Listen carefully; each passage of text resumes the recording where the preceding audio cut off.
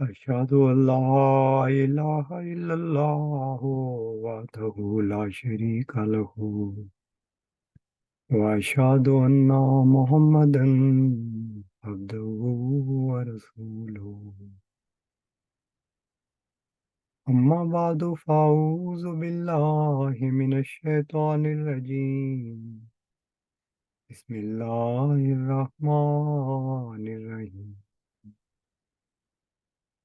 الحمد لله رب العالمين الرحمن الرحيم مالك يوم الدين إياك نعبد وإياك نستعين اهدنا الصراط المستقيم صراط الذين أنعمت عليهم غير المغضوب عليهم ولا الضالين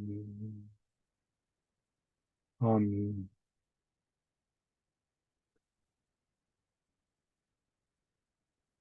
رسول کریم صلی اللہ علیہ وآلہ وسلم نے بنی نوع انسان کی بھلائی کے لیے کیا کنٹریبیوشن کی، کیا ان کی شراکت ہے، اس موضوع پر میں گزشتہ خطبات میں بات کر چکا ہوں، اور یہی موضوع میرا آج کا بھی ہے، ایک نئے پہلو سے۔ اس میں یہ چیز بھی بہت اہمیت رکھتی ہے کہ عام طور پر دنیا کے جو بھی بڑے لوگ گزرے، جنہوں نے بڑے کارنامے کیے انسان کی بھلائی کے لیے، ہم دیکھتے ہیں کہ ان میں تبدیلی آتی گئی، تغیرات آتے گئے عام طور پر۔ جو نظام یا فلسفہ نیوٹن نے پیش کیا تھا، آئنسٹائن نے اسے بہتر رنگ میں پیش کیا، تو اس میں ترقی آ گئی۔ جو چیزیں کارل مارکس نے پیش کی تھیں، آج ہم اسے بہتر جگہ پہ کھڑے ہیں، لیکن ان لوگوں کی خدمات ہمیشہ یاد رکھی جائیں گی۔ اسی طرح جب ہم رسول کریم صلی اللہ علیہ وآلہ وسلم کی کنٹریبیوشن دیکھتے ہیں تو اس میں دائمی رنگ عام طور پر نظر آتا ہے، یعنی جو باتیں آپ نے بتائیں وہ ہمیشہ کے لیے ہیں، اور جو دو پہلو آپ کے سامنے رکھ چکا ہوں ان کو بھی دیکھ لیں، اور آئندہ بھی جو انشاءاللہ پیش کرنے کا موقع ملے گا تو انہیں بھی دیکھ لیں کہ ان میں دوام ہوگا۔ پہلی چیز یا پہلی کنٹریبیوشن جو رسول کریم صلی اللہ علیہ وسلم نے کی، جس کو میں نے پہلے پیش کیا، وہ یہ تھی کہ ہمارا خدا زندہ خدا ہے۔ یہ ایک دائمی حقیقت ہے، اور اس کی زندگی کا ایک ثبوت یہ ہے کہ وہ وہی الہام غیب کی خبروں سے اپنے بندے سے ہم کلام ہوتا ہے۔ یہ رسول کریم صلی اللہ علیہ وسلم نے ہمیں اللہ کی ہستی کی ماہیت اور اس کے ادراک کے بارے میں باتیں بتائیں، اور ہم نے زمانے کے گزرنے میں ان باتوں کی سچائی کی دلیلیں پائیں۔ بڑے بڑے اولیاء ایسے گزرے ہیں جن سے اللہ ہم کلام ہوا، ان کو غیب کی باتیں بتائیں۔ مرزا صاحب علیہ السلام بھی ایک اسی طرح اللہ سے غیب کا علم پانے، الہام پانے کی ایک زندہ مثال ہے۔ پھر اس زمانے میں عبدالغفار جمبا صاحب، ان کو بھی خدا نے غیب کی خبریں دیں، اور یہ سلسلہ قیامت تک چلتا رہے گا جب تک کہ کائنات فنا نہیں ہو جاتی۔ اللہ اپنی مخلوق سے ایک تعلق رکھتا ہے اور اس کے ثبوت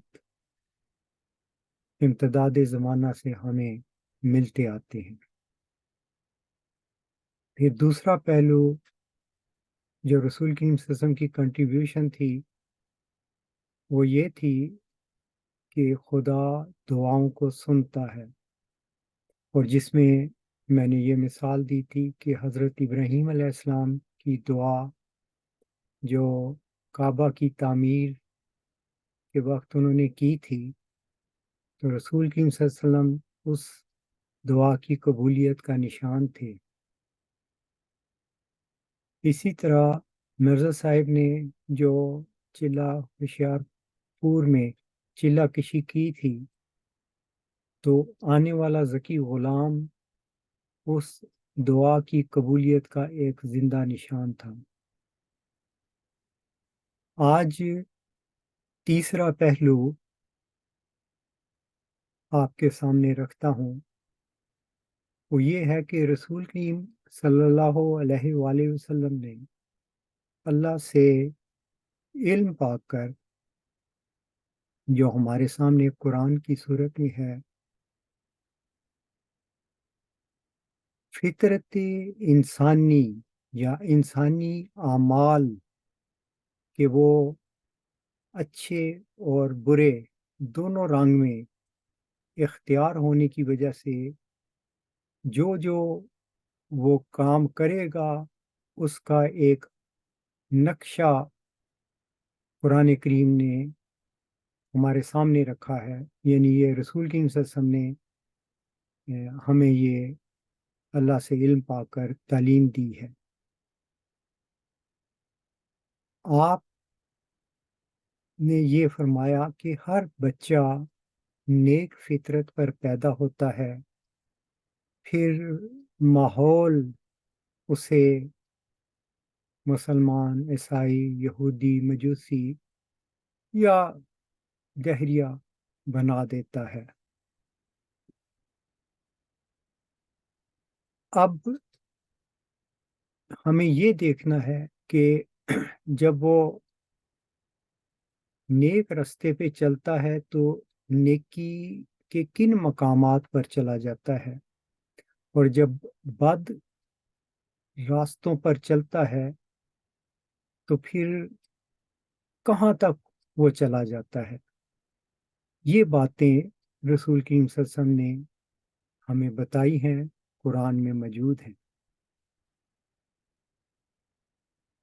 جب انسان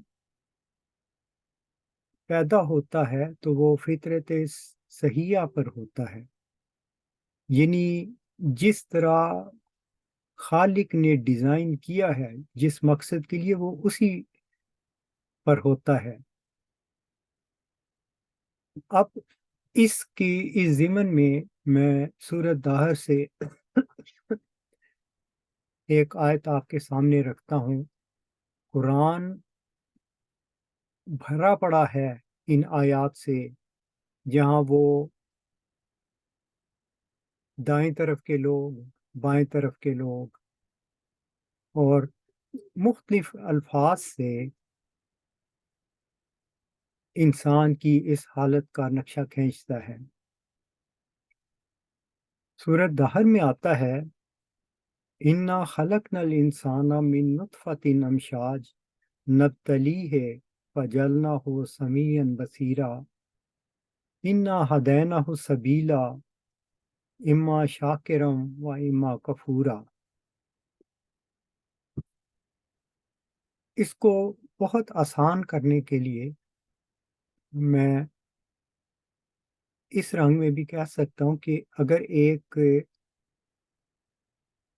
لائن کھینچی جائے اور اس کے سینٹر کو 0 پوائنٹ رکھا جائے، اور اگر اس 0 پوائنٹ سے آپ رائٹ سائڈ پہ چلتے جائیں تو +1 +2 +3 اس طرف جاتے جاتے ہیں.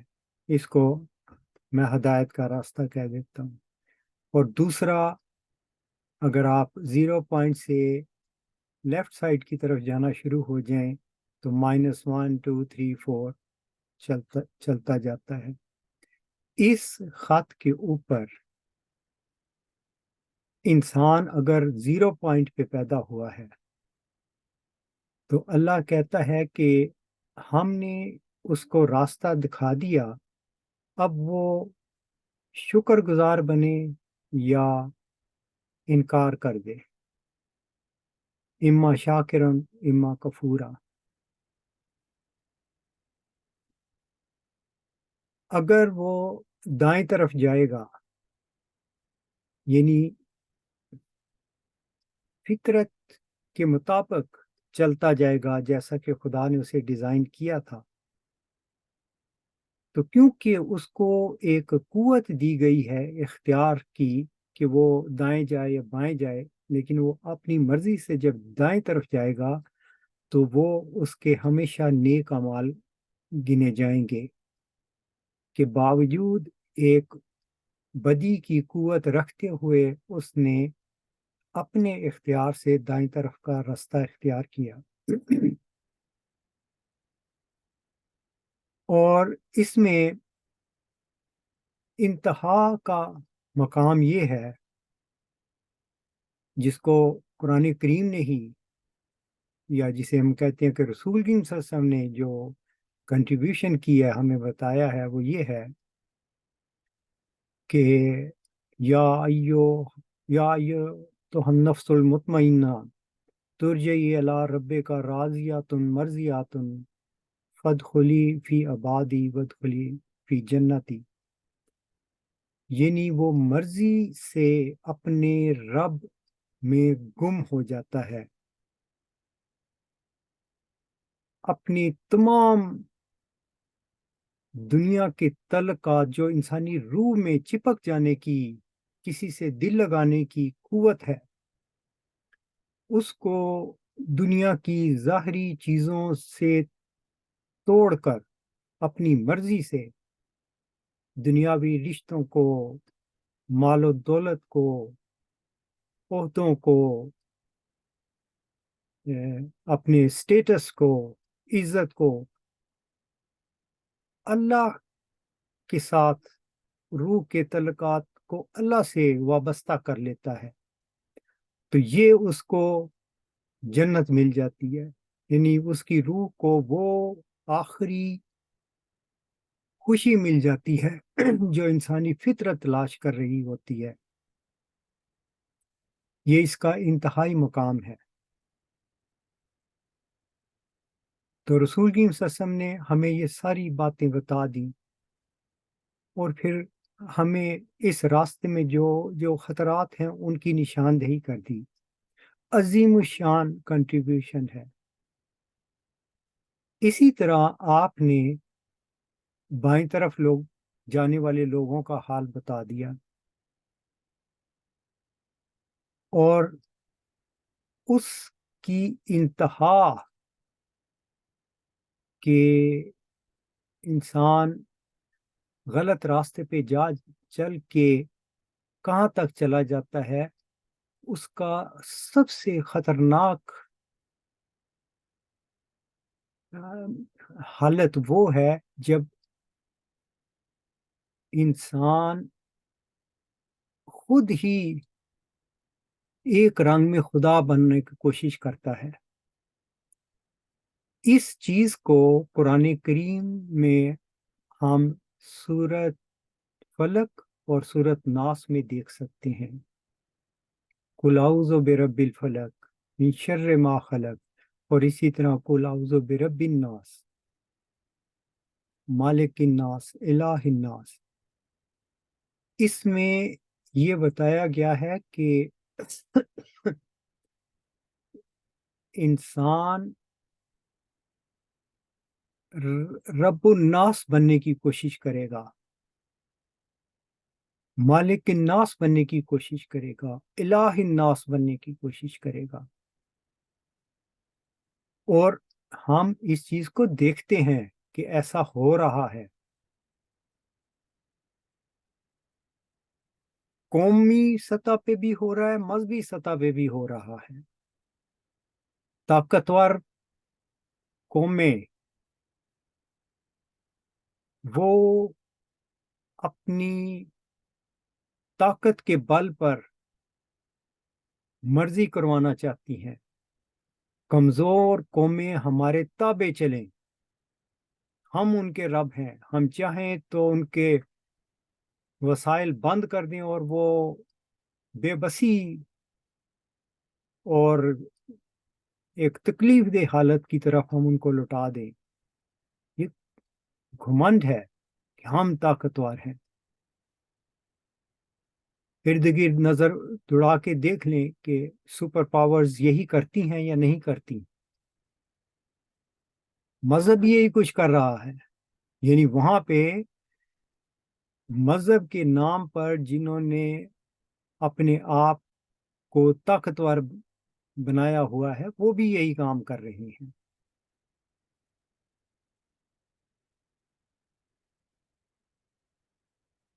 लेकिन क्योंकि ये एक लंबा मजमून है, मैं इस वक्त मुखातिब होता हूँ मिर्ज़ा साहिब अलैहिस्सलाम की जमात से, जो मिर्ज़ा साहिब ने कायम की थी।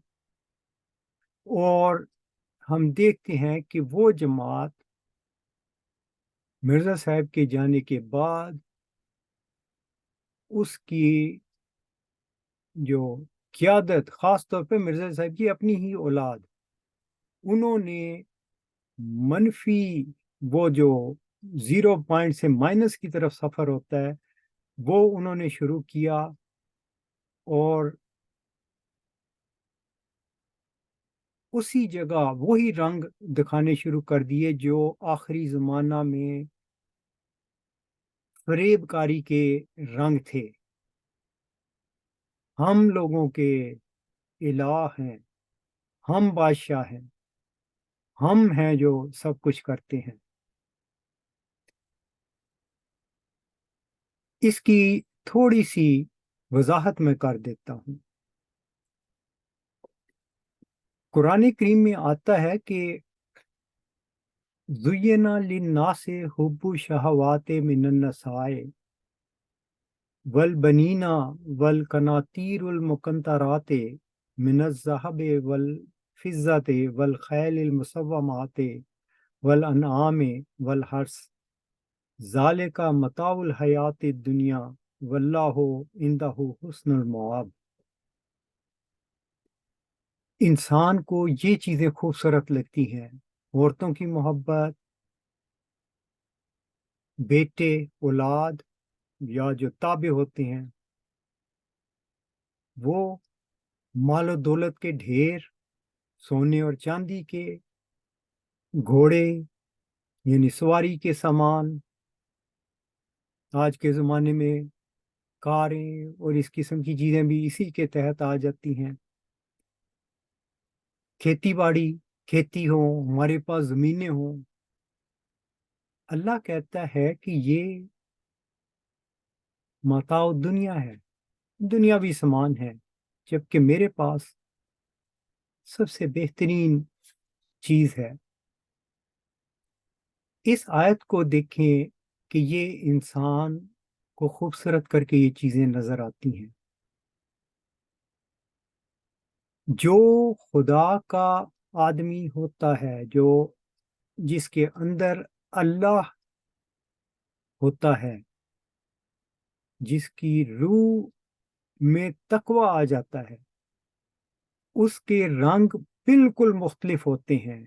और जिसके दिल में दुनिया आ जाती है, उसके रंग बिल्कुल और तरह के होते हैं। रसूल करीम सल्लल्लाहु अलैहि वसल्लम का नमूना तमाम इंसानों की हदायत के लिए है। क्या کسی کو علم ہے کہ رسول کریم صلی اللہ علیہ وسلم نے مال و دولت اکٹھا کیا ہو اپنی ذات کے لیے، اپنے مفادات کے لیے، غریبوں کے حقوق پامال کرتے ہوئے؟ کبھی بھی ایسا نہیں ہوگا، اس لیے کہ آپ کی روح خدا سے رشتہ رکھتی تھی اور خدائی رنگ آپ کے اندر تھے۔ جیسے خدا رحمان ہے تو آپ کی ذات بھی رحمان تھی، جو کچھ آتا تھا وہ ضرورت مندوں کے پاس چلا جاتا تھا۔ بہترین نمونہ ہے رسول کریم صلی اللہ علیہ وسلم کی زندگی۔ اس کے بعد آپ کے تابع، یعنی وہ خوش قسمت افراد جو آپ کے قریب رہے، آپ سے سیکھا، آپ کا رنگ ان پہ چڑھا، ان کے نمونے دیکھیں، ان کے اندر بھی رسول کریم صلی اللہ علیہ وسلم والے رنگ آپ کو نظر آئیں گے۔ حضرت ابو بکر رضی اللہ تعالی عنہ فرماتے ہیں کہ ایک وقت تھا کہ میں عرب کے سب سے بڑے تاجروں میں سے تھا، لیکن ہم دیکھتے ہیں کہ جب ان کو رسول کریم صلی اللہ علیہ وسلم کی وفات کے بعد اس جماعت کا سربراہ بنایا گیا تو اس کے بعد آپ اپنے کاروبار کے لیے جب جانے لگے تو حضرت عمر رضی اللہ تعالیٰ عنہ نے منع کیا کہ آپ کی ضرورت ہے، اور وہ کیونکہ ایک لمبی بات ہے، اس کا خلاصہ یہ ہے کہ یہ طے پایا کہ حضرت ابو بکر رضی اللہ تعالیٰ عنہ کو بیت المال میں سے کچھ رقم دی جائے تاکہ ان کی ضرورتیں پوری ہو جائیں۔ تو وہ اتنی قلیل رقم تھی کہ حضرت عمر نے، یعنی خود حضرت ابو بکر نے کہا کہ مجھے اتنی پھر دی جائے، کہ حضرت عمر رضی اللہ تعالیٰ عنہ نے کہا کہ آپ کا تو گزارا نہیں ہوگا۔ تو ایک مزدور کی جو آمد ہے اس میں آپ کا گزارا نہیں ہوگا، تو حضرت ابو بکر نے جواب دیا پھر مزدور کی اجرت بڑھائی جائے۔ یہ تھے عظیم لوگ، اپنا مال و دولت سب خدا کی راہ میں خرچ کر دیا۔ اس کے بعد ہم دیکھتے ہیں خود مرزا صاحب کو کہ آپ نے بھی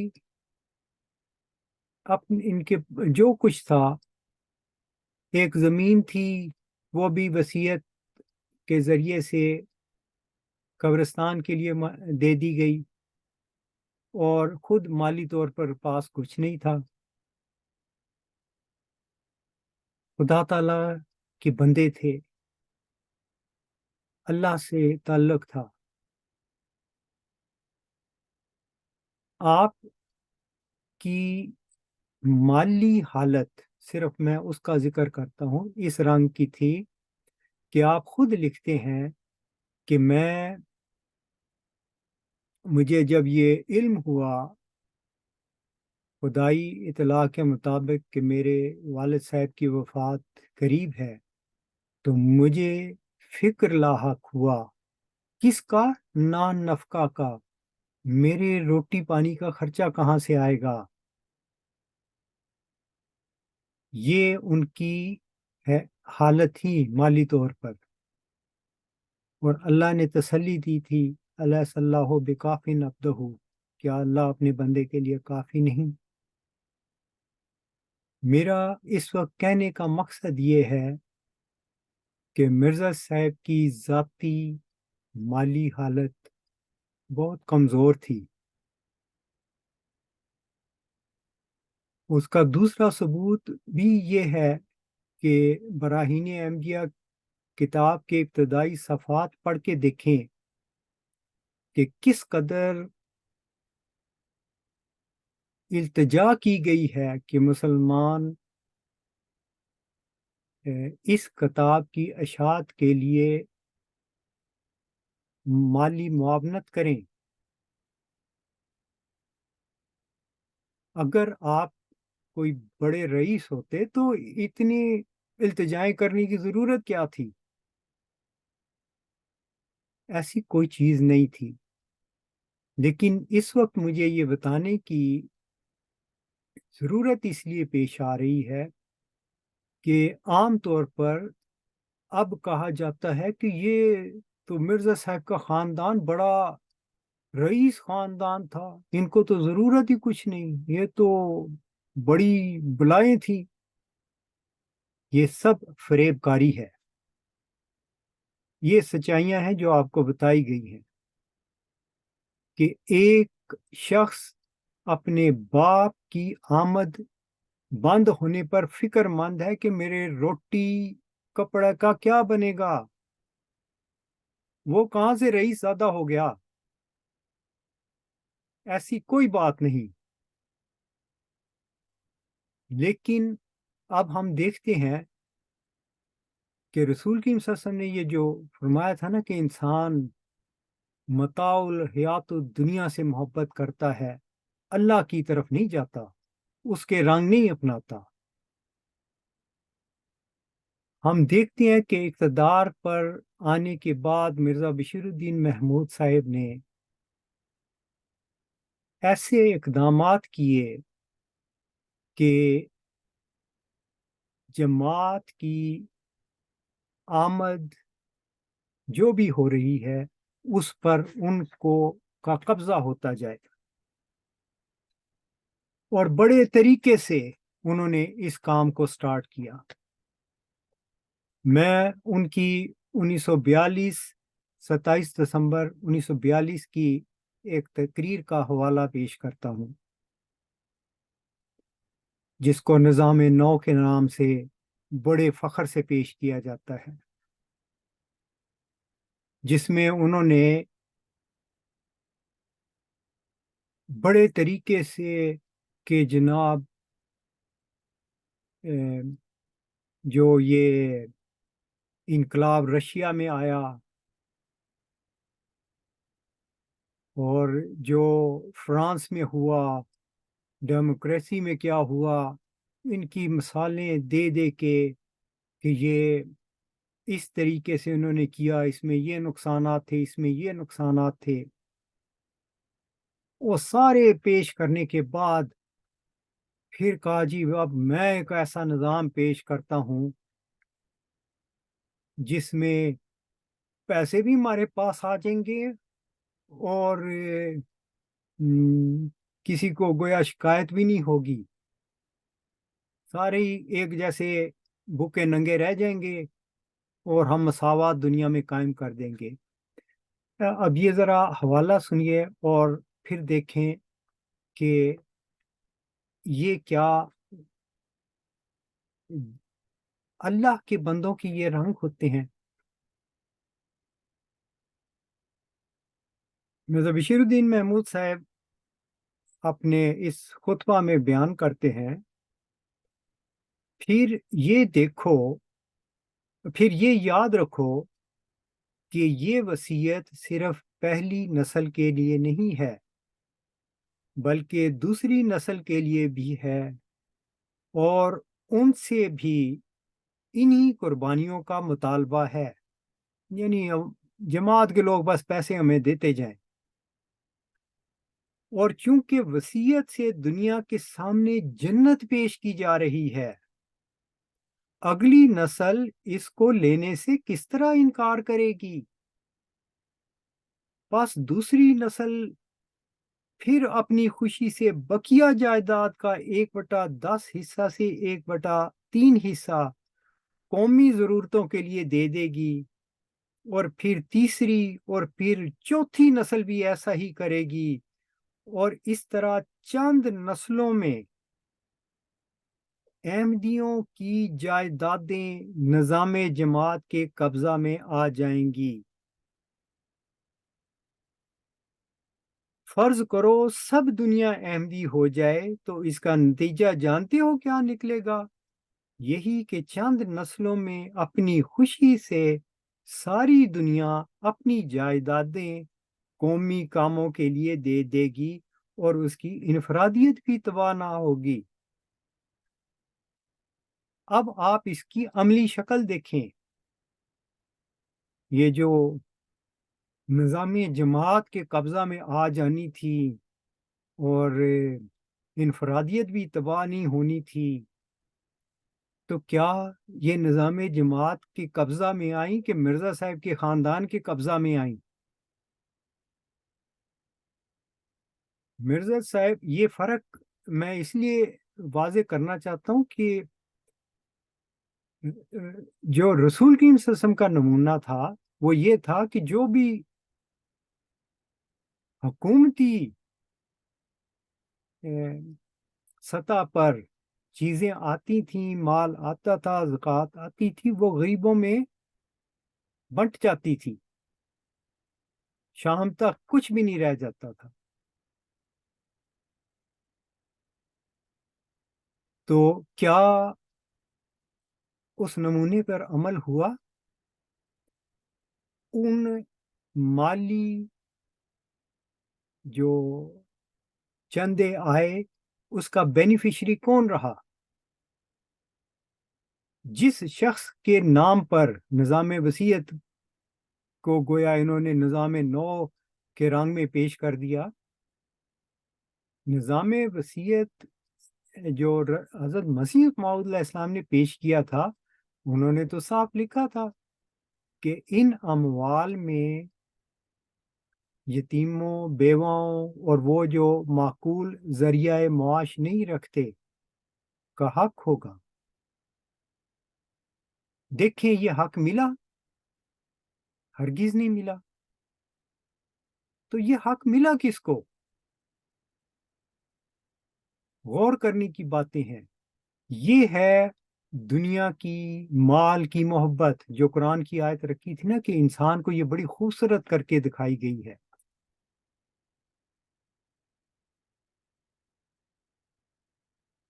حضرت ابو بکر امیر سے غریب ہو گئے، اور یہ مرزا صاحب کی اولاد غریب تھی، ان کے پاس کچھ نہیں تھا، یہ جائیدادیں بنا کے بیٹھ گئی، نہ انہوں نے نوکریاں کی، نہ انہوں نے کاروبار کیے، اس لیے کہ یہ نیک ارادوں کے ساتھ نہیں تھے۔ ان کی نیتیں یہی تھیں کہ یہ قبضہ کیا جائے مال پر، اختیارات پر، جیسے کہ خود مرزا بشیر الدین محمود صاحب نے ناجائز قبضہ کیا تھا۔ جو دوسرے سربراہ بنے تھے، یہ ناجائز قبضہ ہے، یہ کوئی حق ان کا نہیں تھا۔ حضرت مسیح موعود علیہ السلام کی وصیت کے مطابق دیکھا جائے، انجمن نے اس کا فیصلہ کرنا تھا، اور انہوں نے اپنے باپ کے کارڈ کو استعمال کرتے ہوئے ناجائز طور پر قبضہ کر لیا۔ تو اقتدار کی خواہش، مال و دولت کی خواہش، یہ بالکل وہ جو خط تھا زیرو سے مائنس کی طرف ہمیں جاتا ہوا نظر آتا ہے اور بڑھتا گیا۔ قرآن کریم یہ کہا تھا کہ اس جنت میں کوئی بھوکا ننگا پیاسا نہ رہے، نہ دھوپ میں جلے۔ انہوں نے کب اس چیز کا خیال کیا؟ قرآن کے حکموں کو تو پہ عمل ہی نہیں ہوا۔ تو یہ ساری چیزیں یہ بتاتی ہیں کہ یہ لوگ جو ہیں یہ مذہبی روح ہی نہیں رکھتے، اور اس مائنس مقام کی طرف بڑھتے جا رہے ہیں جس کی طرف قرآن نے ہمیں خبر دی تھی۔ نہ یہ عوام کے ووٹوں سے منتخب ہوئے، اپنے ہی ملازمین کے ووٹوں سے منتخب ہو کر الہ الناس بن جاتے ہیں۔ ہم تو خدا کے بنائے ہوئے ہیں، ہماری اطاعت کرو، اپنے سر ہمارے سامنے خم کر کے رکھو، بولنا نہیں ہے، سوال نہیں کرنا۔ یہ تمام وہ رنگ ہیں جو فریب کاری کے رنگ ہیں. اسلام کا ان سے کوئی تعلق نہیں ہے، ان رویوں کا. اسلام کا وہی رنگ ہے کہ بنی نوع انسان کی خدمت کے لیے انسان اپنی تمام قوتیں لگائے اور اپنے آپ کو خدا تعالیٰ کی طرف اپنی روح کو اس طرف لگا دے. یہ ہے خلاصہ سارے اسلام کا.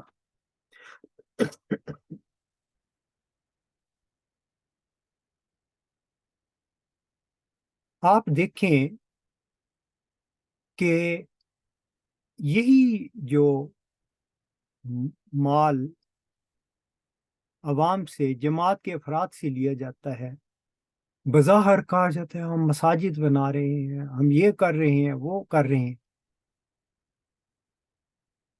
یہ بھی ایک سوال ہے کہ کیوں؟ اور اس پہ تو پھر کبھی انشاءاللہ بات ہوگی، مگر یہ دیکھیں کہ جن مساجد بناتے ہیں اور وہاں پہ ایک ایک فلیٹ میاں صاحب کے لیے بھی بننا چاہیے اور کسی کو اس میں داخل ہونے کی اجازت نہیں.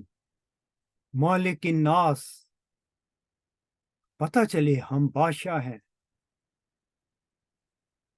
تو یہ رنگ جو صاف نظر آتے ہیں، یہ رسول کریم صلی اللہ علیہ وسلم نے بتا دیا تھا کہ یہ دنیا دار لوگوں کے رنگ ہیں جن کا دین سے کوئی تعلق نہیں. خدا کے بندوں کے رنگ اور ہوتے ہیں. حضرت مسیح علیہ السلام نے بھی یہی بتایا تھا کہ مجھے اس بات کی فکر نہیں کہ یہ اموال کیوں کر جمع ہوں گے، مجھے فکر اس بات کی ہے کہ جن ہاتھوں میں یہ اموال آئیں گے وہ ٹھوکر نہ کھائیں اور دنیا سے پیار نہ کریں. تو صاف نظر آ رہا ہے کہ ٹھوکر کھائی گئی اور دنیا سے پیار کیا گیا. مال کی محبت دلوں میں رچی ہوئی ہے. اس ضمن میں ایک اور چھوٹی سی حدیث پیش کرتا ہوں، لیکن اس موقع کے لحاظ سے بہت اہم ہے. رسول کریم صلی اللہ علیہ وسلم نے ایک صحابی کو کسی علاقے میں زکوٰۃ کی وصولی کے لیے بھیجا. جب وہ صحابی وہاں گئے تو لوگوں نے زکوٰۃ دی، کئیوں نے اس صحابی کو بھی کچھ تحفے دے دیے. وہ صحابی واپس آئے اور وہ جو زکوٰۃ کا سامان تھا وہ رسول کریم صلی اللہ علیہ وسلم کے سامنے رکھ دیا اور پھر فرمایا کہ یہ اس صحابی نے کہ یہ کچھ تحفے اور نذرانے مجھے لوگوں نے دیے ہیں. یہ سننا تھا تو رسول کریم صلی اللہ علیہ وسلم کے چہرے پر شدید ناراضگی ظاہر ہوئی اور آپ کھڑے ہو گئے. اب یہ الفاظ سننے والے ہیں. رسول کریم صلی اللہ علیہ وسلم نے فرمایا کہ اگر تم اتنے ہی بلند مرتبہ کے تھے کہ تمہیں لوگ تحفے دیں تو اپنے ماں باپ کے گھر میں بیٹھ جاؤ، تو میں دیکھتا ہوں کہ کون تمہیں نذرانے اور تحفے دیتا ہے. یعنی مقصد یہ تھا کہ جو بھی نذرانہ اسلام کے نام پر کسی شخص کو ذاتی طور پر بھی دیا جائے تو وہ بیت المال کا حصہ ہے، وہ پوری امت مسلمہ کا حق ہے اس میں وہ تقسیم کیا جائے. یہ ہے اللہ کے بندوں کا طریق. یہاں پر کیا ہوتا ہے؟ فریب کاری کی انتہا ہے. ایک تو نذرانے کا رواج ڈالا جاتا ہے کہ ہمیں نذرانے دو، اور پھر ایک نیا ڈرامہ کیا جاتا ہے کہ نذرانوں کو اپنے لیے جائز بنانے کے لیے ہم تو اس میں سے 10% وصیت ادا کرتے ہیں. باقاعدگی سے کوئی نذرانہ دے تو ہم کہتے ہیں پہلے اس میں سے حصہ وصیت کاٹ دو، باقی 90% ہمیں دو. یہ سب غیر اسلامی رنگ ہیں.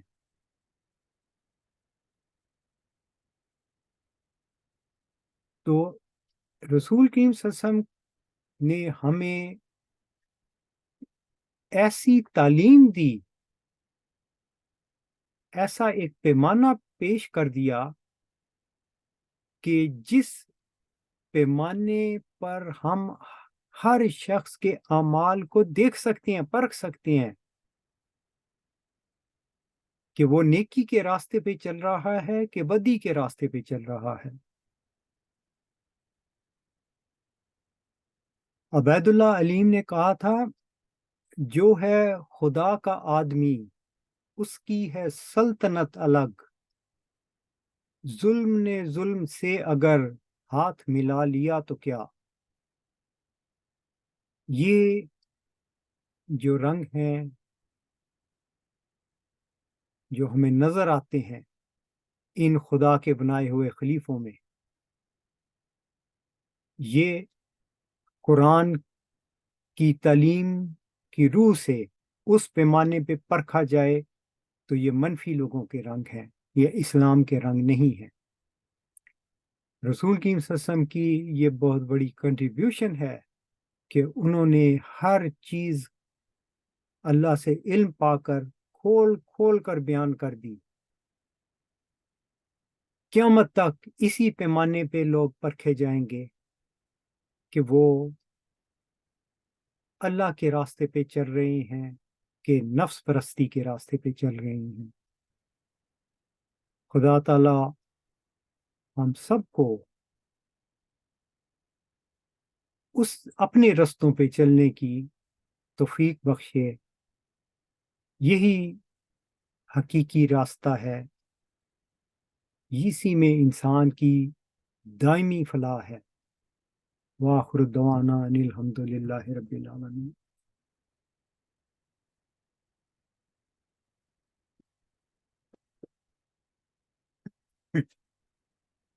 الحمد للہ نحمده ونستعینه ونستغفره ونؤمن به ونتوکل علیہ ونعوذ باللہ من شرور انفسنا ومن سیئات اعمالنا من يهد الله فلا مضل له ومن يضلله فلا هادي له ونشهد ان لا اله الا الله ونشهد ان محمدا عبده ورسوله.